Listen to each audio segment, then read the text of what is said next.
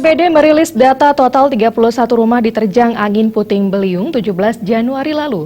Rumah-rumah tersebut tersebar di wilayah Pemaron, Panji, Bakti Sraga, dan Kelurahan Sukasada dengan estimasi kerugian mencapai 300 juta lebih. Data BPBD Buleleng menunjukkan, akibat angin puting beliung 17 Januari lalu, 31 rumah terkena dampaknya. Kerusakan paling parah terjadi di Desa Pemaron. Sebanyak 18 rumah warga rusak.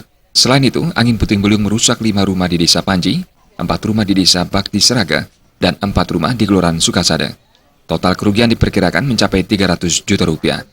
Kepala Pelaksana BPBD Buleleng Made Subur mengatakan, seluruh korban bencana akibat angin puting beliung akan diusulkan menerima bantuan dari BPBD Bali. Bantuan yang diajukan itu khusus untuk kerusakan dengan kerugian material di atas 5 juta rupiah. Sementara kerugian di bawah 5 juta rupiah diharapkan ditangani dari dana cadangan yang dimiliki pihak desa. Sementara itu, BPBD Buleleng mengajukan 31 nama warga yang diusulkan menerima bantuan dari Pemprov Bali. Selama ini, setiap terjadi kerusakan bangunan dengan nilai di atas 10 juta rupiah, BPBD Buleleng memang selalu mengajukan usulan bantuan kepada BPBD Provinsi Bali untuk mendapatkan bantuan. Terkait dengan musibah kejadian puting beliung yang terjadi, ya, jadi setelah kita pada hari ini juga tadi jam 10 kita baru selesai untuk melaksanakan investigasi di lapangan, menghitung tingkat kerugian, itu kurang lebih masyarakat yang tertimpa itu 31 keluarga.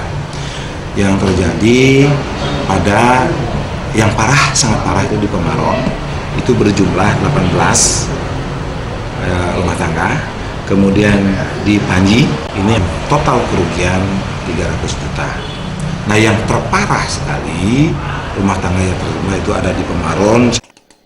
BPBD Buleleng akan fokus melakukan rehabilitasi pasca bencana. Kerusakan yang disebabkan oleh angin puting beliung tergolong cukup masif. Proses rehabilitasi diprediksi memakan waktu yang cukup lama. Komang Yuda